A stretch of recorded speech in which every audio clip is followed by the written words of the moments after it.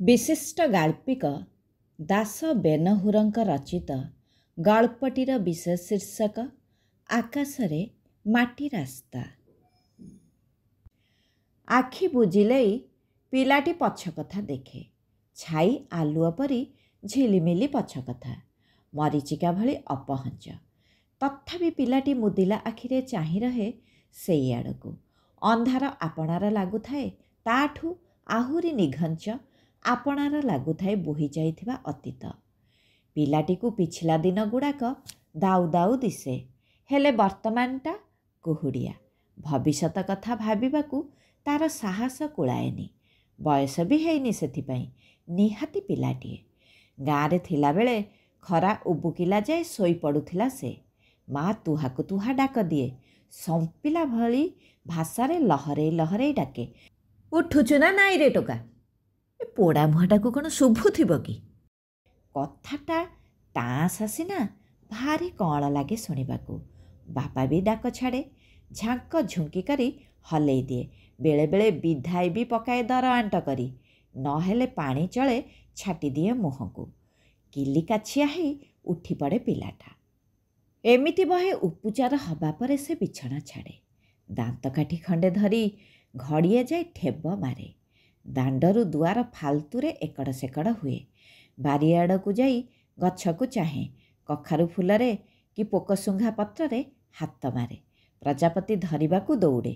କୋଉଠି ବେଙ୍ଗଟେ ତା ଉପରକୁ ଟେକା ଛାଟେ। କେତେବେଳେ ଯାଇ ତାର ଦାନ୍ତ ଘଷା ସରେ। ମା ରଢ଼ୁଥାଏ, ବାପା ଚିଡ଼ୁଥାଏ।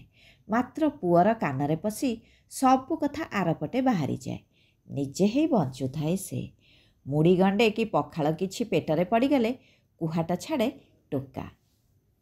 ଏଠି କିନ୍ତୁ କଥା ଅଲଗା। ସକାଳ 9 ପାହୁଣୁ ବାବୁଙ୍କର ମାଙ୍କର ଚିଡ଼ଚିଡ଼ା ରଢ଼ି ଶୁଭେ ବାରଣ୍ଡାରେ। ହଇ ହେ ଟୋକା, ତୁ କେତେବେଳେ ଯାଇ ଶୋଇଥିବୁ କି? ଥରକରେ ନିଦ ନ ଭାଙ୍ଗିଲେ ସ୍ୱରର ଆଣ୍ଟ ବଢ଼ିଯାଏ। ମାଙ୍କର ବେକମୂଳ ଶିରା ଦୁଇଁ ହେଇ ଆସେ। ପ୍ରତିଟି ଅକ୍ଷର କର୍କଶ ଶୁଭେ। ପ୍ରତି ଶବ୍ଦ ବାଣ ଫୁଟିଲା ପରି ତାପ୍ତା କରିଦିଏ।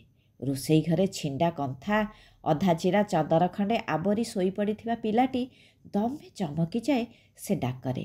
ସାହସ ହୁଏ ନା ଘାରେଇ ଆଉ ଟିକେ ପଡ଼ିଯିବାକୁ। ଆଉ କେହି ଡାକିବା ଯାଏ କଥା ଯାଏନି। ଧଡ଼ପଡ଼ ହେଇ ଉଠି ବସେ। ଆଖି ମଳିବାକୁ ତାର ତର ନଥାଏ। ସକାଳର ଆଲୁଅ ଡର ବୁଣିଦିଏ ତା ଭିତରେ। ମାଙ୍କର ଆଖି କଣ୍ଟା ଫୋଡ଼ିଦିଏ। ମୁହଁ ଉଠେଇବାକୁ ଭୟ ଲାଗେ ତାକୁ।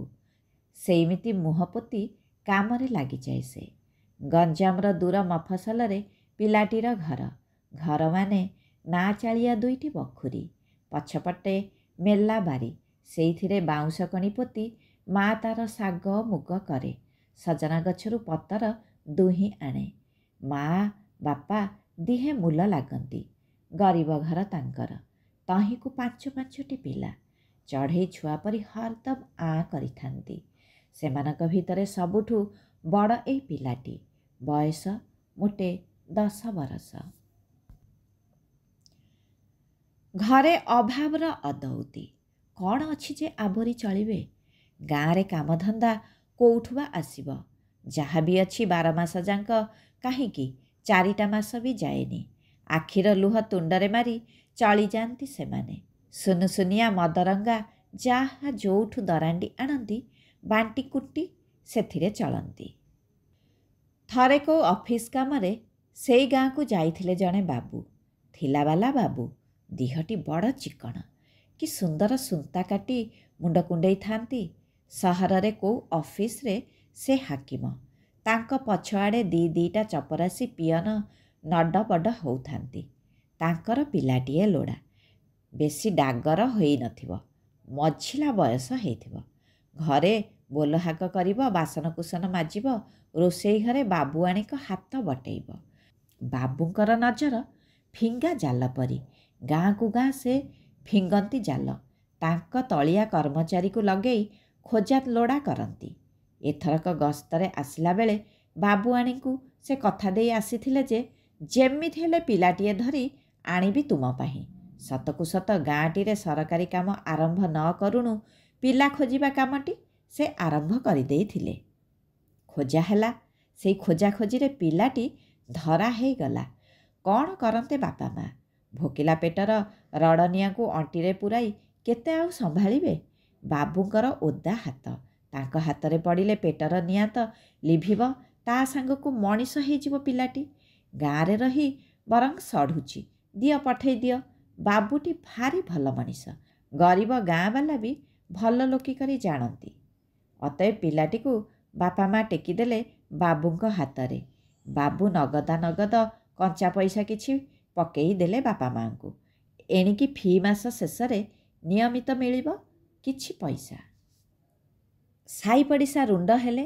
ବାବୁଙ୍କ ସରକାରୀ ଜିପ୍ ପଛପଟେ ଲଦା ହେଲା ପିଲାଟି। ଗାଡ଼ି ଗାଁକୁ ପଛ କରି ଧାଇଲା ସହର ଆଡ଼େ। ଜିପ୍ର ଧୂଳି ଭିତରେ ଛୋଟ ଗାଁଟି କାହିଁ କେତେ ଦୂରରେ ପଛରୁ ରହିଗଲା। ଏପରିକି ତା'ର ଡେଙ୍ଗା ଡେଙ୍ଗା ତାଳଗଛ ବି ବୁଡ଼ିଗଲେ ସେଇ ଧୂଳିରେ। ପିଲାଟି ବାବୁଙ୍କ ସହରରେ ତା'ର ଥରିଲା ଥରିଲା ପାଦ ଦୁଇଟି ଥୋଇଲା। ବାବୁ ଘର କାମ କେତେ ଫରକ ସତେ! ଘର ଭିତର ଗୁଡ଼ାକ ଆଲୁଅରେ ଉବୁଟୁବୁ, କେତେ ଅଜଣା ଜିନିଷର ଭରା। ଶୋଇବା ବସିବା ପାଇଁ କେତେ ଆଡ଼ କେତେ ଥାନ। ହେଲେ ପିଲାଟି ସେସବୁରେ ବସିପାରିବନି କି ଶୋଇ ମଧ୍ୟ ପାରିବନି। କାମ ସରିଗଲେ ସେ ତଳେ ବସେ ଚଟାଣ ଉପରେ। ହେଲେ କାମ କୋଉ ସରେ କି? ସବୁ ଜିନିଷ ଏଠି ଅଜଣା।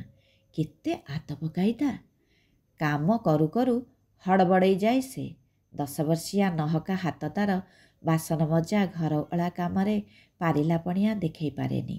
କୋଉଠି କ'ଣ କେତେବେଳେ ଖସି ତଳେ ପଡ଼ିଯାଏ ଅନଭ୍ୟସ୍ତ ହାତରୁ। ସେତିକିବେଳେ ଉଁକି ଆସନ୍ତି ମା', କାନ ଧରି ରଗଡ଼ି ଦିଅନ୍ତି। ବାବୁ ଏଡ଼େ ପାଟିଟାଏ କରି ଗାଳି ଫଜିତ୍ କରନ୍ତି। ଛି, ଚାକର କହନ୍ତି। ତା ବୟସର ବାବୁଙ୍କ ପୁଅ ଖତେଇ ହେଲା ଭଳି ତାକୁ ଚାହେଁ। ବେଳେବେଳେ ଉପରକୁ ଜିନିଷ ବି ଫୋପାଡ଼େ। ପିଲାଟିକୁ ଲାଗେ ସେ ଘରଟି ଯେମିତି ଜନ୍ତାଟିଏ, ସବୁ ଜିନିଷରେ ଯେମିତି କଣ୍ଟା ବାହାରିଛି ଗିଲ ଫଳ ପରି, ହାତ ବାଜିଲେ ଫୋଡ଼ି ହେଇଯିବ। ସେତିକିବେଳେ ତା'ର ମନେ ପଡ଼ିଯାଏ ତା ମା' ମୁହଁ, ବାସି ପଖାଳ ବେଲା, ଗାଁ ମୁଣ୍ଡର କଇଁଆ ଆଉ କରମଙ୍ଗା ଗଛ, ପ୍ରଧାନ ଘର ପଛପଟ ଗଡ଼ିଆ, ତା ସାଙ୍ଗ ଗୁରେଇ, ନଟ, ଧୂଳ, ସନା ଓ ମଦନ, ଗାଁ ପଛପଟର ସୋରି ସୋରି ଗଭୀର ବିଲ, ବାପାର ଆଦର ଡାକ, ଭାଇ ଭଉଣୀଙ୍କ ଚବଚବ କଥା। ଲୁହ ଲେସି ହେଇଯାଏ ଆଖିରେ। ସବୁଆଡ଼େ ତାକୁ ଝାପ୍ସା ଦିଶେ। ମନ ଉଣା କରି ମୁହଁ ପୋତି ବସିଲେ ମା' ବେଳେବେଳେ ଆଗତ କଥା କହନ୍ତି। ଆରେ, ଦିହ ଲଗେଇ କାମ କଲେ ସବୁ ଶିଖିଯିବୁ ମ। ଆମରି ପାଖରେ ରହିବୁ, ଖାଇ ପିଇ ଚଳିଯିବୁ। ବଡ଼ ହେଲେ କୋଉଠୁ ହେଲେ ବାବୁ ତତେ ରଖେଇ ଦେବେନି? ତୋ ଆଗରୁ ହୁରୁସି ଆଉ ଚକରାକୁ ମଧ୍ୟ ରଖେଇ ଦେଇଛନ୍ତି। ସେମାନେ ତୋରି ଭଳି ଛୋଟ ଦିନୁ ଆସି ଆମ ଘରେ ଥିଲେ ବା। ପଛ କଥା, ବାପା ମା' କଥା ସବୁ ଭୁଲି କାମ କର। ପିଲାଟା ସେ ସବୁ ବୁଝେନା କିନ୍ତୁ। ଛାତି ତା'ର ନୂଆ ପତ୍ର ପରି ଥରୁଥାଏ। ଧକ ଉଠେ ଛାତିରେ। ସୁକୁ ସୁକୁ ହେଇ ସେ କାନ୍ଦେ। ଏମିତି ବେଶୀ ହେଲେ ମା' ଭାବନ୍ତି କାଳେ କୁଆଡ଼େ ନ କହି ପଳେଇବ ଟୋକାଟା। ସେଥିପାଇଁ ପୋଲିସର ଧମକ ମଧ୍ୟ ଦିଅନ୍ତି। ବାବୁ କହନ୍ତି, ଖବରଦାର, ଏ ଗେଟ୍ ବାହାରକୁ ଗୋଡ଼ ଜମା କାଢ଼ିବୁନି। ଲୁହକୁ ପାଟିରେ ପୂରେଇ ପିଲାଟି ଚୁପ୍ ହେଇଯାଏ। 10 ବର୍ଷର ପିଲା ଦେହରେ ଭିଡ଼ି ମୋଡ଼ି ହେଉଥାଏ ବୟସ୍କ ମଣିଷଟେ। ଅଇଁଠା କଣ୍ଟା ଖାଇ ପଡ଼ିଥାଏ ସେ। ବାବୁଙ୍କ ପୁଅର ସବୁ ଅଇଁଠା, ପୁରୁଣା ବ୍ୟବହୃତ ଦରବ ତା'ର ଯେମିତି ସ୍ୱାଭାବିକ ପ୍ରାପ୍ୟ। ଚିରା ସାର୍ଟ, ଛିଣ୍ଡା ପ୍ୟାଣ୍ଟ, ଯାହା ସବୁ ଅଲୋଡ଼ା, ସେସବୁ ଦାନସୂତ୍ରରେ ଅଜଡ଼ା ହୁଏ ତା'ର ଫୁଙ୍ଗୁଳା ଦିହ ଉପରେ। ବାବୁ ଘର ପୁରୁଣା କନାପଟାରେ ସେ ନିତିଦିନ ସମ୍ଭାଳି ରଖିଥାଏ ନିଜକୁ। ଦିନ ଗଡ଼ୁଥାଏ। ତାରି ଆଗରେ ବାବୁ ଆଉ ମା' ତାଙ୍କ ନିଜ ପୁଅଟିକୁ କେତେ ଆଦର କରନ୍ତି, ଅଳି ଅର୍ଦ୍ଦଳି ସହନ୍ତି। ପାଣି ଗିଲାସଟା ବି ଧରିବାକୁ ଦିଅନ୍ତିନି ତାକୁ। କହନ୍ତି, ଦିନ ଗଡ଼ୁଥାଏ। ତାରି ଆଗରେ ବାବୁ ଆଉ ମା' ତାଙ୍କ ନିଜ ପୁଅଟିକୁ କେତେ ଆଦର ଯତ୍ନ କରନ୍ତି, ଅଳି ଅର୍ଦ୍ଦଳି ସହନ୍ତି। ପାଣି ଗିଲାସଟା ବି ଧରିବାକୁ ଦିଅନ୍ତିନି ତାକୁ। କହନ୍ତି, ପିଲା ଲୋକ କୋଉ ଧରିପାରିବ? ତା'ର ବୟସ ବି 10, ଅଥଚ ସେ ବାଲ୍ଟିଏ ପାଣି ଟେକି ଆଣୁ କୋଉଠୁ ଟିକେ ଚପକି ଗଲେ ଝିଙ୍କାରି ହୁଅନ୍ତି ମା'। ଆଉ ବାବୁ କହନ୍ତି, ହ୍ୟାପ ନିକମାଟା। ବାବୁଙ୍କ ପୁଅ ପାଠ ପଢ଼େ। କେତେ ସବୁ ଚିତ୍ର ବହି ଓଲଟାଏ। କି ସୁନ୍ଦର ପୋଷାକ, ବ୍ୟାଗ୍, ପାଣି ବୋଟଲ ଧରି ସେ ସ୍କୁଲ ଯାଏ। ପାଦରେ ଚକଚକ୍ ଜୋତା ମୋଜା। ରିକ୍ସା ଆସେ ନେଇଯାଏ ଯାତ୍ରା ଦେଖେଇ ନେଲା ପରି। ଘରେ ପଢ଼ୁଥିଲା ବେଳେ କ'ଣ ସବୁ ପାଟି କରି ଦୋହରାଏ ସେ। କେବେ କେବେ ବାବୁ କିମ୍ବା ମା ପୁଅ ମୁଣ୍ଡରେ ହାତ ବୁଲେଇ କୁହନ୍ତି, ଆମ ଧନ ବଡ଼ ହେଲେ ଅମୁକ ହେବ, ସମ୍ମୁକ ହେଇ ଜମୁକ କରିବ। ପିଲାଟି ଶୁଣେ ସେସବୁ କଥା। ଶୁଣୁ ଶୁଣୁ ତା ନିଜ କଥା ଭାବେ। ଗାଁ ସ୍କୁଲକୁ କେତେ ଦିନ ଯାଇଥିଲା ସିଏ। ମୋଟେ ଭଲ ଲାଗିଲାନି ତାକୁ ସେଠି। ତୁଚ୍ଛାଟାରେ ସେ ମାଷ୍ଟରଟା ତାକୁ ବାଡ଼େଇଲା। ଶେଷକୁ ଆଉ ସେ ଗଲାନି। ବାପା ମା ବି କିଛି କହିଲେନି ସେ ବିଷୟରେ। ଓଲଟି କହିଲେ, ଘରେ ରହି ସାନ ଭାଇ ଭଉଣୀକୁ ଜଗ। ଏମିତି ଭାବୁ ଭାବୁ ସେ ନିଜ ହାତକୁ ଚାହେଁ। ଆଙ୍ଗୁଠି ସନ୍ଧିରେ ମାଡ଼ୁଥିବା ପାଣିକନ୍ଦା ଘା ଉପରେ ଟିପ ବୁଲେଇ ଆଣେ। ସେଥା ପଡ଼ିଯାଇଥିବା ନଖଗୁଡ଼ାକୁ ଦେଖେ। କେମିତି ସରି ସରି ଯାଉଛି ଘଷି ହେଇ ହେଇ ତାର ନଖଗୁଡ଼ାକ। ସବୁଦିନେ ରାତିରେ ବାବୁ ପଢ଼ା ଘରେ ପୁଅକୁ ପଢ଼ାନ୍ତି।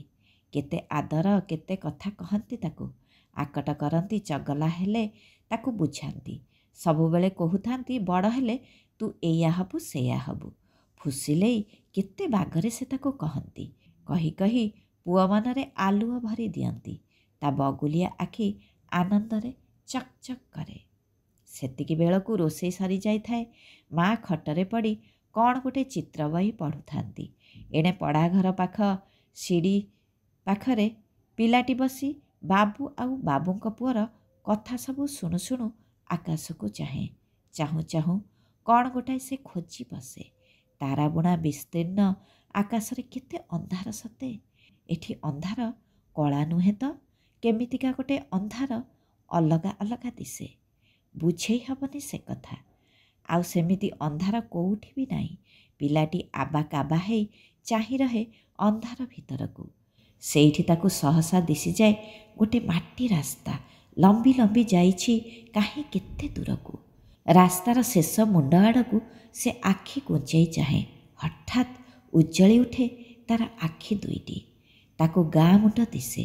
ଦିଶୁଥାଏ ଗାଁ ମୁଣ୍ଡ ସପନେଶ୍ୱର ମନ୍ଦିରର ତ୍ରିଶୂଳ ଆଉ ପତାକା। ଚହଲିଯାଏ ପିଲାଟା ପୋଖରୀ ପାଣିରେ ଢେଲାଟାଏ ପଡ଼ିଯିବା ପରି। ସେହି ପାହାଚରେ ବସି ସେ ଅନ୍ଧାରରେ ଅଙ୍କ କଷିବା ଆରମ୍ଭ କରିଦିଏ। ସହରରୁ ଗାଁକୁ ପଡ଼ିଥିବା ସଡ଼କମାନଙ୍କର ଦୂରତା ସେ ଖୋଜୁଥାଏ। ପିଲାଟି ବାବୁଘର ସିଢ଼ିରୁ ମା କୋଳ ଯାଏ ମାପୁଥାଏ ଚାଖଣ୍ଡ ଚାଖଣ୍ଡ ମାଟି। ଉତ୍ତର ଅଣ୍ଡାଳୁଥାଏ ଥରକୁ ଥର। ଆକାଶରେ ମାଟି ରାସ୍ତାଟି ଦିଶୁଥାଏ ତାକୁ ପ୍ରାଞ୍ଜଳ ହେଇ।